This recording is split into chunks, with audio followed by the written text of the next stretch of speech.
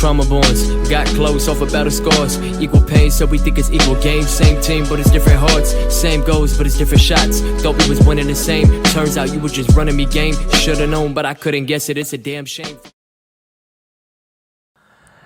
What's up, everybody? Welcome back to another episode of Hoop MCs, brought to you by myself and my co-host, Nassim. What's up, buddy? What's up, Hassan? How are you today? I'm good, man. It's kind of sunny. Let me just pull these blinds down a bit. How are you feeling after yesterday's hoop session? Man, I couldn't get out of bed this morning. I'm not going to lie to you guys. It's For funny those we who sit here and talk about play basketball, and I can't even get out of bed. Yeah, I wish we had recorded us playing just to show the viewers how bad we are at basketball. It's actually embarrassing. Hey, I'm not going to lie. This dude probably hasn't hit a court in years, and he was just a rebounding machine, though. I'm not going to lie, dude. Yeah, dude, what can I say? Yeah, man. Dude, but we had Luka on our team, so that was all we needed. I had a Slovenia Luka jersey with a white ninja headband, Adidas, and I went like 1 for 17 from 3. But the swag was off the charts, no doubt about it. Yeah. Yeah, the other team was not ready for that. They were not, indeed. We should have won last game, but we're not going to talk about that. We were all just gassed. Yeah. So we're recording right now on a Saturday. Let's go ahead and recap yesterday's games. We had a couple of good ones, a couple of good performances, I should say. The first being, you mentioned this, Jason Tatum and Zach Lavine. How much did they drop? So I think Tatum had 53, and then Zach Lavine had 50 exactly. For real? Yeah. Jason Tatum won in a crazy overtime game against the Timberwolves. Right. Zach Lavine, he kind of stat padded for his 50th point, but I'm not going to hate on that. They ended up losing to the Hawks, though. But you said Zach Lavine did what to get his 50? For his 50, he stat padded the last play. Oh, he did? Okay. Yeah. I mean, 50 is 50. I'm not going to take that away from him. Yeah, that's true.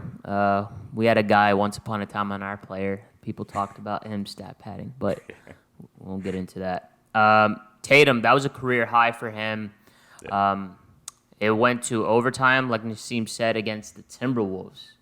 So that's how you know that the Celtics are doing bad, that they need to go to OT. But Zach Lavine, his team played against the Atlanta Hawks, and on that other end, another monster game. By who? By Trae Young. He dropped 43 last night. Yeah, and his team got the win. Trae has been playing a lot better since they kind of went on this run. I think since that coach got fired, and I think Nate McMillan took over, right? Yeah. Yeah, so it's crazy how much things can change even after a coach just gets fired. Like I know. It seems like the culture and everything is like completely shifted for them. Exactly. It's exactly that. But they're 28 and 25 at the 5th seed right now. It's a dogfight between them and Charlotte for that 4th seed. And Miami's right there as well. So but the Hawks, they've been playing really good basketball as of late. Yeah, so. I think they're one of the slept-on teams. Like everyone's talking about shocker seasons, and then I feel like the Hawks are always kind of left out. Like they talk about the Jazz, the Suns, the Knicks, but no one ever talks about the Hawks for some reason. Yeah, they got a nice little squad there. Obviously, John Collins, he's gonna enter free agency, so they might. And they were rumored to trade a couple of their young guys away. I think Cam Reddish, John Collins, but if they keep them around, they got a solid young core for years to come. Yeah. So I want to go ahead and turn things to first, real quick. I want to get this out the way, but I thought it was hilarious because somebody who watches the show sent this to us on our Instagram. Make sure you follow us on Instagram. By the way, we are on Instagram, Hoop MCs. He sent us this Reddit user forum that dealt with James Harden. So I'm gonna go ahead and read it to you.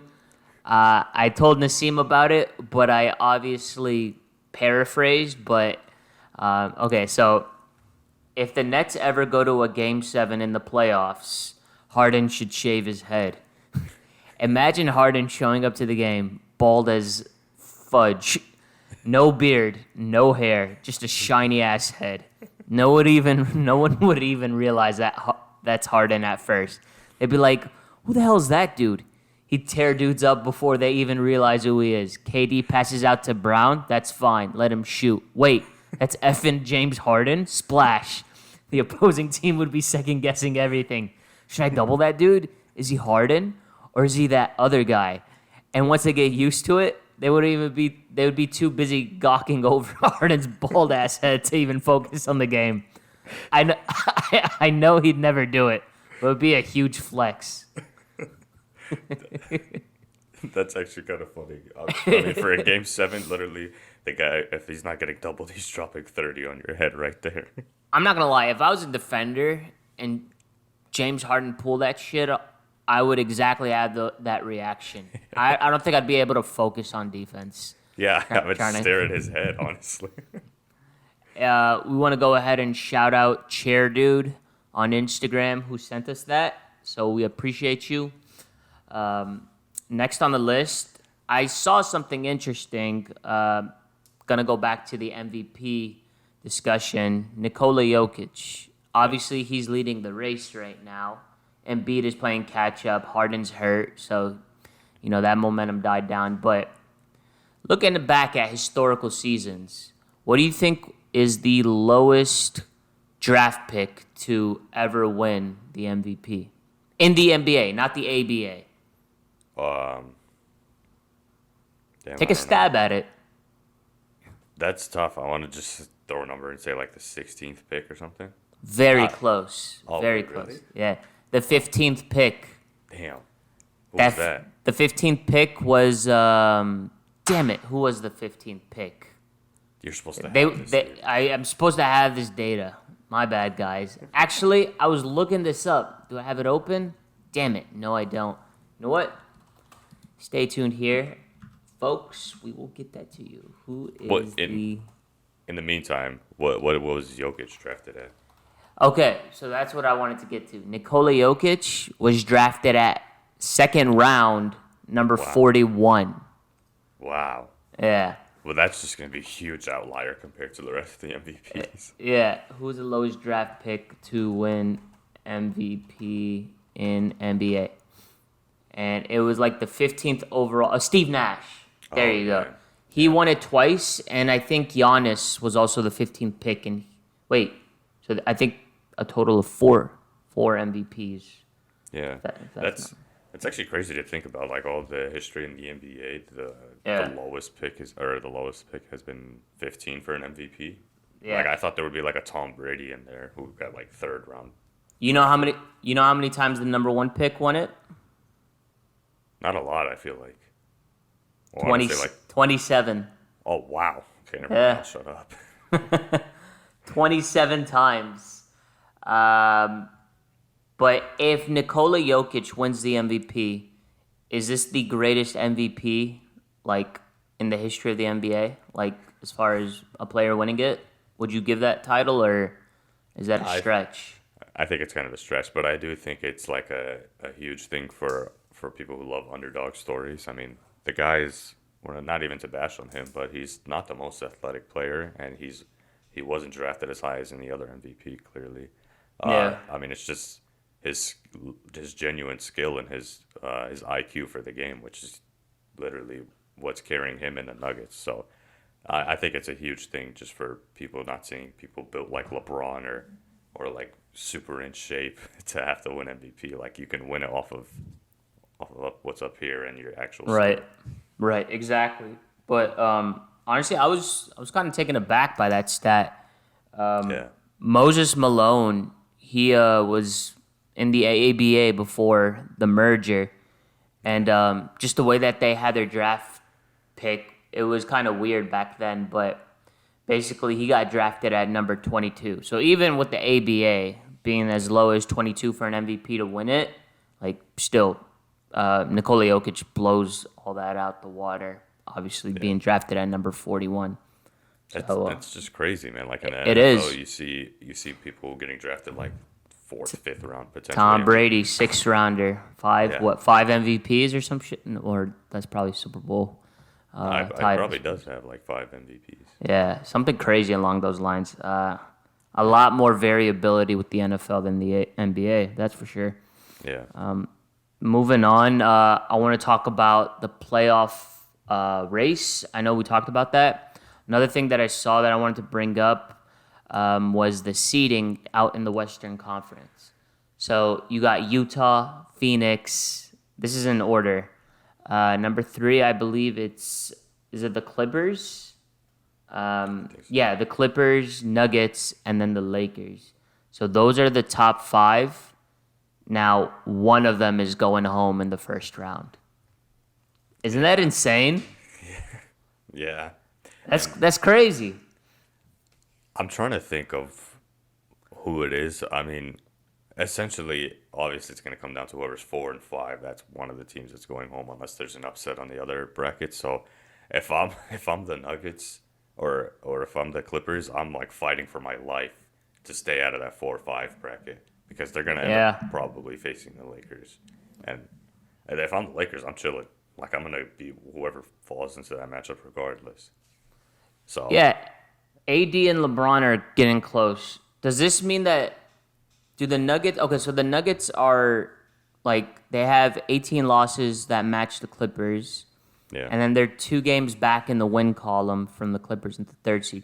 Do the Nuggets try and tank to avoid the Lakers in the first round? That's the question. Because the Nuggets are playing really good basketball. They're 9-1 in the last 10 games. Aaron Gordon was proven to be like a key pickup for them, right? Yeah. But if you match up with the Lakers first round, all that goes to waste. Like, It's very demoralizing, I feel like. it's very demoralizing. So you bring up a good point. Like, do you let Portland lap you in the race? Do you try to keep winning and hope that the Clippers fall, and then we get something like a Battle of Los Angeles in the first round, which would be insane, by the way. Yeah. Yeah. I don't know. How far back is Portland from them? So Portland is 30-21, and Lakers are 32-20. So Also, it's a possibility the Lakers could fall even more. yeah, it is a possibility. But I mean, you got AD and LeBron coming back, so one would assume they're gonna improve their record from where they're at. You know what I'm Yeah. saying? Yeah. Like they've been free falling here. I would like you can say that since both of them went down, kind of. Yeah. Damn, that's tough. I don't know what I would do in the Nuggets position, honestly, because I know like towards the end of the season, teams throw games intentionally to avoid matchups with teams, which happened to the Rockets a couple years ago. Yeah. I don't know.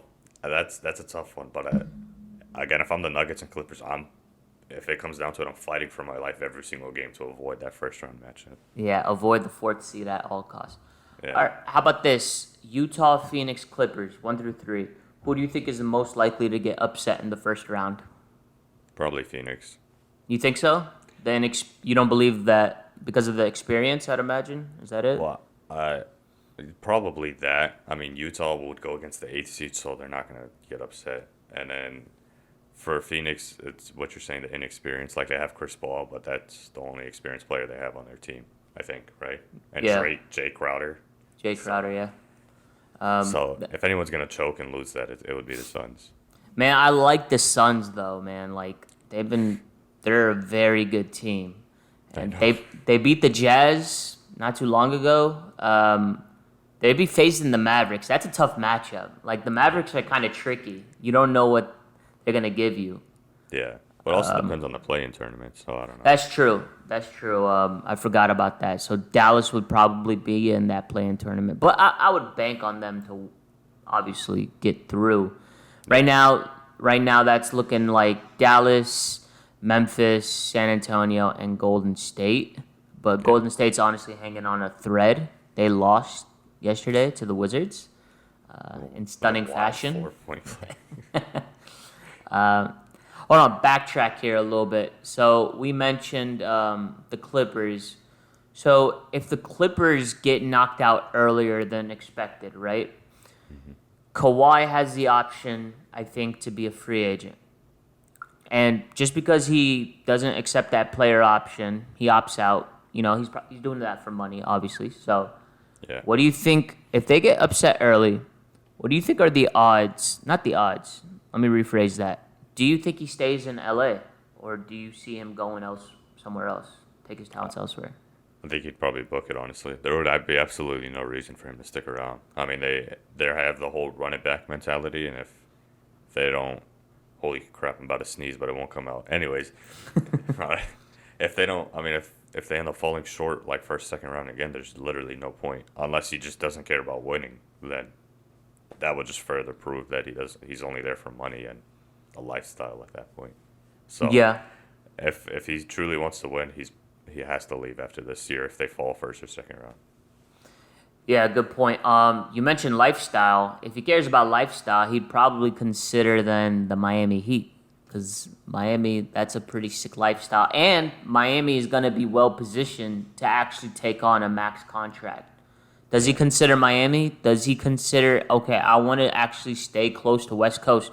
So you got Phoenix, who will be in a position to take on another large contract if Chris Paul opts out, which I'm sure he could do because Chris Paul wants a ring, right? Yeah. You got those two options, and then a third one. I think I had pulled this on Twitter, but I forgot, man. Boston is another one, I guess. Maybe I don't know if they would be in position or not. They would have to get rid of Tatum, which I believe they'll end up doing, honestly. You think they'd give up Tatum for Kawhi? I think Tatum is going to be traded or gone soon because, I mean, nothing this season has proved that they have any sort of potential moving forward. Why would they trade away Tatum, though? There was talk, I was reading something like it.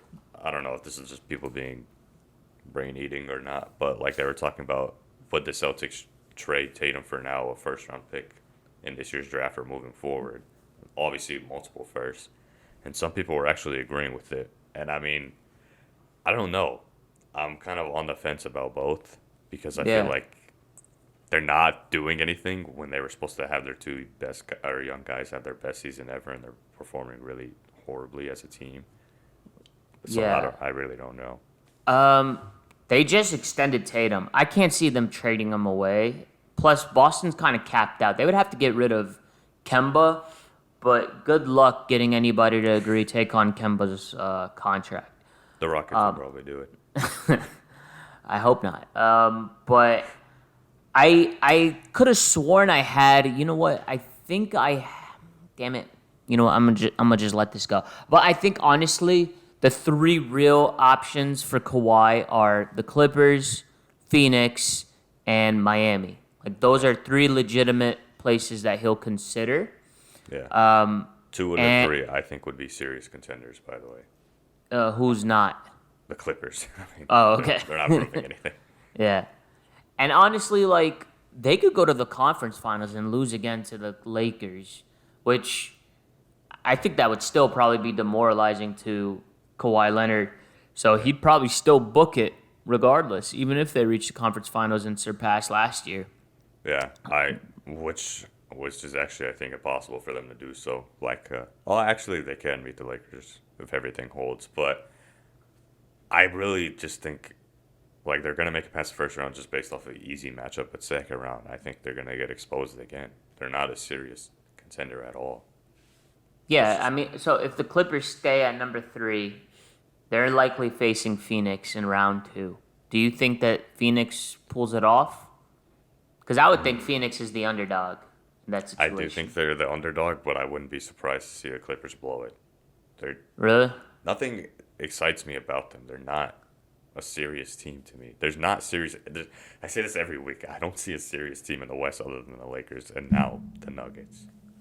Okay. Well, at least you're progressing in that sense. You used to not give the Nuggets credit. But I think you're sleeping on Phoenix, by the way. But Rajon Rondo, you don't think that he elevates that team a little bit more? Because the Clippers never had a point guard, mind you. Like, Patrick Beverley was always in that role where he just brings it up half court and just gets it off to Kawhi or PG. You know what I'm saying? So you actually have, like, a veteran, and playoff Rondo's a real thing. So I think he helps them out. He probably doesn't move the needle, but he definitely improves that team. it gives them a better chance against teams that they already should be beating, but I don't think it takes them to another level. Yeah. I still think they're the same team. It's funny because, like, you can probably argue that Rondo was the Lakers' third best player last year. Yeah. He certainly was the first best player against the Rockets, that's for sure. Yeah, we witnessed it firsthand. Yeah, that guy destroyed us. Yeah, but we'll just have to see, man. I think I would like, me personally, I would like to see him go to Miami, Kawhi. Yeah, that team would actually be kind of ridiculous. It'd be Jimmy Butler, Kawhi, and Bam. And I would also like to see Chris Paul go there. Could they make that work? I think Chris Paul would have to sign like a ridiculously low contract. Like, I looked at the contract situation. I think they could make it work because Victor Oladipo, he's off the books. They're not going to re-sign that guy. Yeah. Keep Hero. He's younger. He's cheaper. You know what I'm saying? By the way, I feel bad for Oladipo. Like, that guy's career just went south. Yeah. Let me actually take a look at Miami Heat's contract situation, because I think I looked at this not too long ago, and I was trying to work out the numbers. Okay, so next year they have $112 million on the books salary, and they have Goran Dragic and Andre Iguodala that are team options. So if you take those out, you save $34 million right there. Okay, you use that $34 million, you give that to Kawhi Leonard, right? Boom. And then you got about like $20 million left in space. You ask CP3, hey, sign with us for like $10 million. Boom. And then you fill out the rest of the contract with like veteran minimum deals. Yeah. And then you got a big four: Chris Paul, Jimmy Butler, Kawhi Leonard, and Bam. And then you got Hero as well. And Duncan Robinson. The thing is, I think so. They'd probably pay like crazy amount of tax, but they got the bird rights on Duncan Robinson. So if they keep Duncan Robinson, dude, that's a sick squad. I don't think the Nets would be able to beat that. TBH. Well, actually, never mind. They probably will. that would be a crazy matchup in the East. And I want to save this for another episode, but I want to talk about like Curry going for the Lakers, Curry potentially teaming up with LeBron. But we'll talk about that sometime else. But I build think a bunch of super teams and let them go at it at this point. Yeah, that's where the NBA is heading in that direction. But I think we're probably running low on time here, so this might be a good stopping point. So we appreciate you guys for tuning in. Make sure you follow us on social media, Instagram and Twitter, HoopMCs. If you prefer video podcasts, you can find us on YouTube. Make sure you like, comment, subscribe, share, do all that good stuff. We appreciate the support. It helps out a lot. If you are an audio listener, find us on Spotify or Apple Podcasts. Follow us on there. Leave a review. We appreciate it. Anything else, Nassim, to plug in before we sign off? No, we just appreciate your support as always, and we'll catch you next time. Before we sign off, though, we will be doing this in person here pretty soon. Your boy got vaccinated. My guy here is about to get vaccinated. When do you get your vaccine, by the way? Your second dose? Tomorrow. Tomorrow? Yeah. Moderna? Pfizer. Pfizer. Ah, man, you're good. I got Moderna. The side effects were not good. Well, I'm hearing the same thing about Pfizer. So. For real? Yeah. Yeah. So, anyways, we'll be moving this in person. We'll probably change up the format to like once a week, just because it's a lot more flexible to do this. What's it called? Over the camera, twice a week than in person. But we appreciate you guys as always. Till next time. Peace. Later. Trauma bonds, got close off of battle scars. Equal pain, so we think it's equal game. Same team, but it's different hearts. Same goals, but it's different shots. Thought we was winning the same. Turns out you were just running me game. Should've known, but I couldn't guess it. It's a damn shame.